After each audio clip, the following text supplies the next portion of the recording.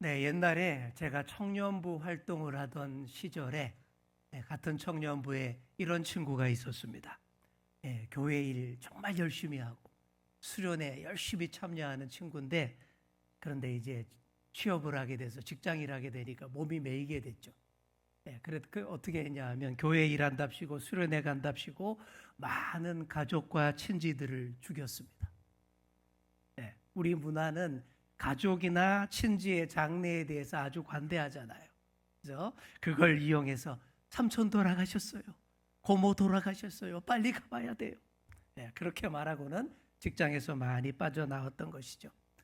그렇다고 직계 어른은 절대 안 죽이고, 주로 삼촌, 큰아버지를 잘 죽이고 없는 고모를 잘 죽였습니다. 그리고는 직장에 대한 미안한 마음으로 추후 더 열심히 일하는 센스도 가진 그런 친구였습니다. 그런데 그보다 더 중요한 센스는 이것이었습니다. 누구를 죽였든 반드시 3일 안에 다시 살려놓는 부활신앙의 센스도 가졌습니다. 왜 그랬겠습니까? 다음 수련회 때 또 죽여야 하니까요. 자, 그런데 여러분, 부활이라는 것이 이런 우스갯소리로 가볍게 넘길 주제만은 아니죠. 말 그대로 죽었던 사람이 다시 살아나는 것이 부활 아니겠습니까? 상식적으로, 과학적으로 정말 믿기 힘든 게 사실입니다. 그래서 논리적이고 정상적인 사람들 잘 안 믿어요. 못 믿어요. 자, 그런데 여러분, 우리의 존재와 삶의 모습을 들여다보시면요, 상식과 정상적인 것만으로 다 되는 것이 아님을 우리가 알아야 됩니다. 과학과 이성과 상식을 넘어서 영적으로 풀어야 할 문제들이 많습니다. 믿고 의지하는 대상이 있고 내가 기도하면 들어주는 분이 계시니까 우리 삶에서 플러스 알파가 또 있는 거예요. 부활의 주님이 우리와 함께 하시기 때문에 다 죽은 것 같았던 우리의 삶이 새롭게 회복이 되고 역동적으로 더 멋있게 살 수가 있는 것입니다. 반대로 지극히 정상적인 것, 합리적인 것만 추구하며 산다면 어떻게 될까요? 지극히 정상적인 것이 재미는 별로 없어요. 아주 정상적인 사람일 수는 있겠지만 별로 재미도 없고요, 역동성도 없는 삶이 됩니다. 자, 오늘 본문에도 보시면 지극히 정상적이고 아주 상식적인 사람이 등장합니다. 그래서 주님 부활하셨다라는 소식을 들었을 때도 하나도 재미없어 했습니다. 누굴까요? 여러분들이 너무 잘 아시는 도마입니다. 영어권에서 토마스, 혹은 줄여서 톰이라고 부르는 그 이름이죠. 이 도마의 별명은 디두모, 쌍둥이라는 뜻입니다. 아마 쌍둥이로 태어났나 봐요. 이 쌍둥이 도마가 오늘 말씀의 주인공입니다. 예수님께서 죽음을 이기고 부활하셨습니다. 그리고 이 놀랍고 지극히 비정상적인 모습을, 부활의 주님의 모습을 제자들에게 보여주셨어요. 두려움과 불안으로 문을 꼭꼭 걸어 잠궜던 그 집안에 갑자기 예수님이 탁 나타나셨고 두 번이나 너희에게 평강이 있을지어다 선포하셨습니다. 부활의 주님을 만난 제자들이 얼마나 놀랐고 또 얼마나 기뻐하며 흥분했을까요? 그런데 그 부활하신 날, 그 중요한 순간, 예수님이 나타나신 그때에 도마만 없었습니다. 다른 제자들은 다 부활의 예수님 그날 만났는데 무슨 이유인지 도마만 하필 그 자리에 없었어요. 그래서 다른 제자들이 부활의 예수님을 만났다면서 야 하나같이 흥분해서 들떠서 말할 때에 도마만은 전혀 그 기쁨과 흥분에 동참할 수 없었습니다. 아마 몰래카메라 찍는 줄 알았을 거예요. 야, 이거 몰카지? 이게 하나도 재미없어? 그런데 다들 그들의 눈빛, 그 말투 장난이 아닌 거예요. 연기를 그렇게 잘할 수는 없는 거예요. 그래도 도마가 극구 부인합니다. 절대 있을 수 없는 일이라 생각했기 때문입니다. 그래서 도마의 명언이 이겁니다. 25절과 같이 이렇게 말합니다. 나는 예수님이 내 앞에 나타난다 해도 못 박혔던 그 손에 내 손가락 쑥 넣어보고 그 찔렸던 그 옆구리 창자국, 창에 찔렸던 그 옆구리에 내 손 넣어보기 전까지는 절대 믿을 수 없어.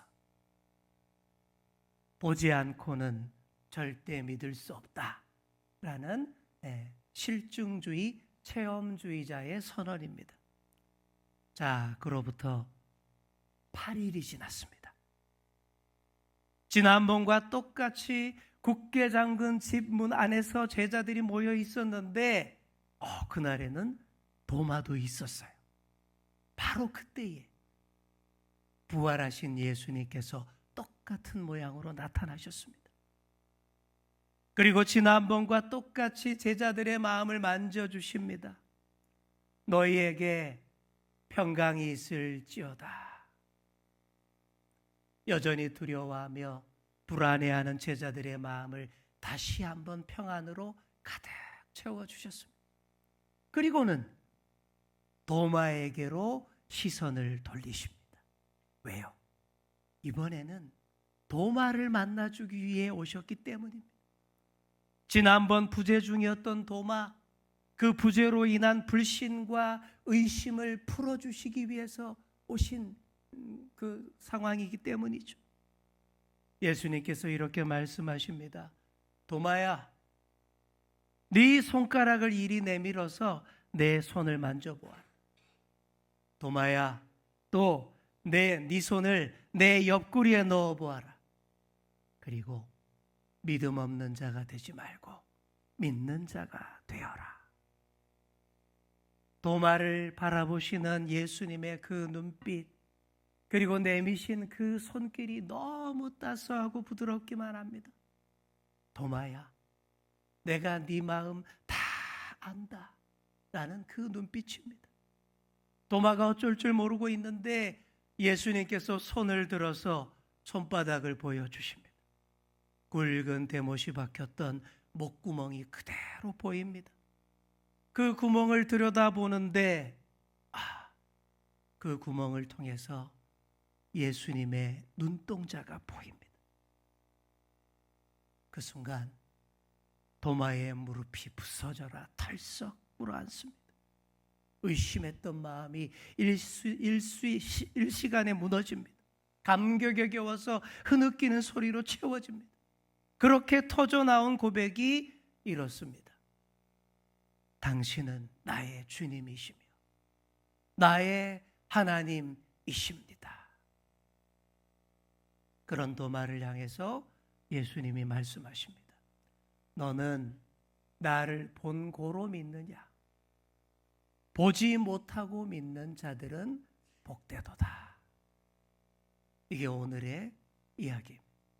자, 오늘 이 이야기에서 우리에게 주시는 말씀을 우리 크게 두 가지로 깊이 한번 살펴보도록 하겠습니다. 첫째로, 예수님은 도마와 같은 사람에게도 믿음을 주시는 분입니다. 29절 말씀처럼 보지 않고도 부활을 믿는 사람이 복된 사람입니다. 여러분들은 다 그런 복된 사람인 줄 믿습니다. 왜 아멘이 기어 들어가요? 다 여러분은 그런 분들이죠. 하지만 안 보고는 못 믿는 사람이 항상 있어요. 그런데 그런 사람들도 우리 예수님께서 다 챙겨주신다라는 얘기입니다. 만약 예수님께서 추가로 도마에게 나타나 주시지 않으셨다면 어떻게 됐을까요? 아마 도마 성격상 끝까지 예수님의 부활을 못 믿었을 것입니다. 이런 성격의 소유자들이 어딜 가나 꼭 있습니다. 반드시 자기 눈으로 봐야 돼요. 확인해야 인정하는 사람. 궁금한 문제가 안 풀리고 있으면 답답해서 못 견디는 사람. 끝까지 파헤쳐서 답이 나와야 속 시원해하는 사람. 이 바로 도마 스타일이죠. 자, 우리 옆에 계신 분께 한번 이렇게 물어보겠습니다. 혹시 도마 스타일이세요? 네. 그렇다면 오늘 잘 들으셔야 됩니다. 도마들은요, 의심나는 부분이 있으면 못 참아요. 반드시 확인하고 체크합니다. 그래서 교회 운영을 할 때도 사업계획, 재정보고, 결산보고 정확하게 보여줘야 돼요. 이게 확인이 안 되면 어떻게 하겠습니까? 도마들은요, 다 도마 위에 올려놓고 끝없이 칼질을 해야 됩니다. 도마가 닳아 없어지도록 칼질해야 되는 게 도마들입니다. 참 피곤해요. 하지만 이런 의심 많은 도마들이 확신을 하게 되는 순간 게임 끝납니다. 누구보다 더 깊은 믿음의 소유자, 누구보다 더 충성된 일꾼이 되고야만 합니다. 더 큰 일을 더 감당하게 되는 거죠. 그러니 예수님이 이런 도마를 챙기기 위해서 추가로 또 오시는 겁니다. 그래서 도마의 부활절이라고 합니다. 서방의 많은 교회들이 부활절에서 한 주가 지난 주일을 도마의 부활절로 지킵니다. 남들보다 8일 늦게 예수님을 만났기 때문에 그때가 도마의 부활절이라는 거죠. 오늘이 바로 도마의 부활절입니다. 뒤늦게 주님을 만난 도마의 신앙 고백을 보십시오. 28절입니다. 도마가 대답하여 이르되 나의 주님이시요 나의 하나님이시니이다. 자, 이 말씀을 원문에서 살펴보시면 이게 문법적으로 서술형이 아니라 감탄형으로 되어 있습니다. 그래서 이렇게 번역해야 더 느낌이 삽니다. 아, 나의 주님, 나의 하나님, 이겁니다. 여기서 나의 주님 뒤에는 느낌표가 한 3개는 찍혀야 되고 나의 하나님 뒤에는 느낌표가 한 5개는 붙어야 됩니다. 이 도마의 신앙 고백이야말로 어떤 신앙 고백보다 더 확고하고 제대로 된 신앙 고백입니다. 이후 도마의 삶이 완전히 바뀌었습니다. 도마는 파르티아, 인도, 에티오피아 지역에서 주님의 부활을 증거하는 선교사가 되었습니다. 그러다가 먼 나라 인도에서 순교를 합니다. 전승에 의하면 인도에서 부활의 주님을 증거하다가 모진 고문을 당합니다. 그리고 창에 찔려서 혹은 화살에 맞아서 순교했다라고 나오고 있습니다. 확실하게 보고 경험한 자들이 더 확신을 갖고 따르는 법입니다. 확실하게 본 사람이 확실하게 말을 합니다. 도마가 바로 그런 사람이었습니다. 사랑하는 성도 여러분, 도마와 같은 성품을 갖고 계십니까? 주위에 도마와 같은 분들이 보이십니까? 절대 미워하지 마십시오. 책망하지 마십시오. 오히려 예수님의 못자국 난 손을 꼭 붙잡고 더 힘있게 나아가는 부활의 증인이 될 줄 믿습니다. 자, 둘째로 부활을 증언하려면 고난의 흔적을 보이라라는 것입니다. 부활을 증언하려면 먼저 고난의 흔적을 보이라. 도마나 예수님이나 부활의 증거를 어디서 찾았죠? 예수님의 얼굴에서, 옷자락에서, 말씀에서 찾은 게 아니에요. 부활의 증거를 예수님이 당하신 고난의 흔적에서 찾았습니다. 손과 발의 못자국, 창에 찔린 옆구리에서 찾았어요. 도마가 부활의 증거로 요구한 것도 고난의 흔적이었습니다. 예수님이 도마에게 확인시켜 주신 것도 고난의 흔적이었습니다. 이런 심한 고난을 다 받고 내가 죽었지만 지금 이렇게 다시 살아서 왔다라는 증거, 이보다 더 확실한 부활의 증거가 없어요. 그러니 우리도 참 그리스도인으로 부활의 증인으로 살려면 세상을 향해서 고난의 흔적을 보여줄 수 있어야 합니다. 국문학자이고 문학평론가, 그리고 우리나라를 대표하는 최고의 지성인으로 불렸던 사람이 고 이어령 선생입니다. 지난 2022년도에 천국에 가셨어요. 제가 오래전부터 이 이어령 선생의 책을 열심히 읽었습니다. 탁월한 지성과 통찰력이 저를 사로잡았기 때문이죠. 그러나 이어령 선생은요, 오래도록 예수님을 안 믿는 인생을 살았습니다. 이분이 1998년쯤 한 교회에서 특강을 했는데 특강의 주제가 이겁니다. 왜 나는 예수를 안 믿는가? 교회에서 이런 특강을 했어요. 강의의 요지가 이랬습니다. 도마가 부활의 증거로 예수님께 요구한 것이 고난의 흔적이었고 예수님도 그 고난의 흔적을 확인시켜 주셨다라는 거예요. 그런데 오늘의 교회가 세상을 향해 이런 고난의 흔적을 전혀 못 보여준다라는 거예요. 오늘의 교회가 진리 때문에 고난받고 시대의 아픔에 동참한 못자국, 상처, 희생의 흔적을 전혀 못 보여주고 있지 않느냐라는 겁니다. 반대로 세속주의, 이기주의 이런 것들만 자꾸 보여준다라는 거예요. 그래서 예수님을 안 믿는다라고 강의를 했던 것이고 당시 최고의 지성인이었던 이어령 교수의 말에 많은 교인들이 깊이 고민을 했습니다. 참된 그리스도인이라면 오직 하나님 말씀과 사랑의 능력으로 이 세상을 살아가야 합니다. 여러분, 그렇게 살려면요 당연히 많은 고난이 뒤따라요. 꽃길만 걸을 수 없어요. 고난의 자국이 안 생길래야 안 생길 수가 없습니다. 그런데 아무리 나를 돌아봐도 하나님과 이웃을 사랑하고 섬기느라 생긴 고난의 흔적은커녕 말끔하기만 하니 부끄러울 뿐이고 세상의 도마들에게 아무 영향도 못 주는 것입니다. 참된 부활의 증인으로 살고자 한다면 먼저 우리 몸과 마음과 삶 가운데에 예수님 때문에 생긴 고난의 흔적이 있어야 합니다. 그래야 세상이 그 고난의 흔적을 보고서 부활의 메시지에 귀를 기울입니다. 하나님을 위해서, 이웃을 위해서, 정의를 위해서 모진 고난받았고 그래서 고난의 흔적들 흉터로 가득하지만 그 고난의 흔적 내가 다 가지고 이렇게 내가 살고 있다라는 강력한 증거가 되어야 됩니다. 그래야 진짜 부활의 증인입니다. 사랑하는 성도 여러분, 저와 여러분의 몸에 이런 고난의 흔적들이 새겨지기를 소망합니다. 옆에 계신 분께 말해주겠습니다. 고난의 흔적이 있어야 합니다. 아멘.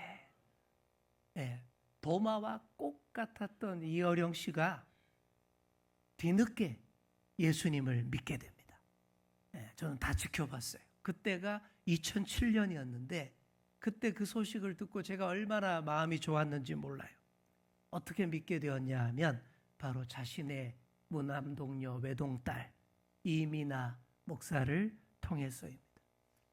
이어령 씨의 손자 이미나 목사의 아들이 중증 자폐하였어요. 그런 아이를 돌보느라 수십 년 고생을 한 결과 이미나 목사도 몸이 완전히 망가졌어요.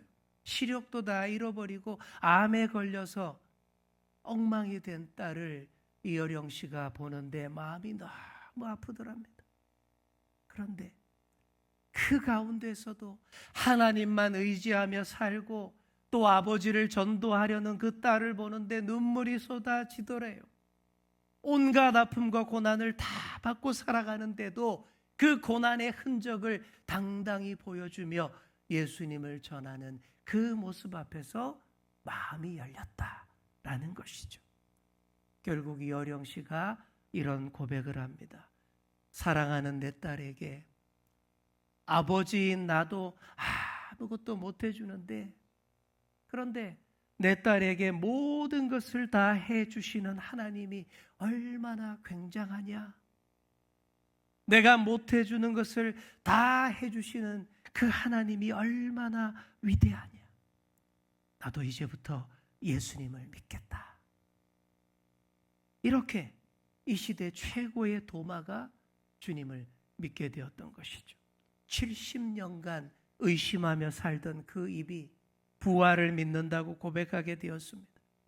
딸을 통해서 우리의 고난과 눈물에 동참하시는 예수님의 못자국과 창자국을 깊이 체험했기 때문입니다. 이어령 선생이 예수 믿게 되었을 때 우리나라 지식인들 사이에서 큰 파장을 일으켰습니다. 끝까지 예수 안 믿던 무신론자 똑똑이들이 충격을 받았어요. 야, 당신마저 그러면 우리는 어쩌란 말이냐? 막 다 그랬다라고 합니다. 이민하 목사가 아버지 이어령 씨보다 10년 먼저인 2012년에 천국에 갔어요. 그리고 이어령 씨도 지난 2022년도에 돌아가셨습니다. 딸에게 새겨진 고난의 흔적이 끝내 도마 이어령을 전도했고 인생의 마지막 15년을 부활의 주님을 증거하는 차로 뜨겁게 살다가 천국에 가신 것입니다. 오늘 예수님이 도마에게 이렇게 말씀하셨습니다. 너는 나를 본고로 믿느냐? 보지 못하고 믿는 자들은 복되도다. 사랑하는 성도 여러분, 이 질문에 여러분은 어떻게 대답하시렵니까? 여러분들은 보지 않고도 다 믿으시는 복된 자들인 줄 믿습니다. 참 감사해요. 그러나 네, 나는 꼭 봐야 믿겠습니다. 이렇게 대답하셔도 저는 괜찮다라고 생각합니다. 하나님이 그분을 그렇게 지으신 것을 어떻게 하겠습니까? 그런 분들은 이렇게 고백하게 될 겁니다. 네, 나는 본고로 믿습니다. 그래서 더 잘 믿습니다. 반드시 이렇게 될 줄 믿습니다. 우리 주님은 한 사람도 소홀히 아니하시고 다시 찾아와 만나 주시고 확신을 주시는 부활의 주님이십니다. 그런 주님께 도마처럼 나의 주님, 나의 하나님 고백하시는 여러분 다 되시기를 바랍니다. 또한 하나님과 세상을 섬겼던 고난의 흔적들을 다 보여줄 수 있는 진짜 부활의 증인, 정말 살아있는 자, 앞으로도 영원히 살 자들이 다 되시기를 간절히 축원합니다. 기도하겠습니다. 사랑의 주님, 우리가 믿음으로 나아가 부활의 증인으로 살게 하여 주옵소서. 보지 않고도 믿는 복된 자들이 다 되게 하여 주시고 또한 보여주실 때에 도마처럼 더 확실히 보고 더 강한 확신으로 부활의 증인, 충성된 일꾼들이 다 되게 하여 주옵소서. 감사드리며 죽음 이기시고 부활하신 예수님의 이름으로 기도하옵나이다. 아멘.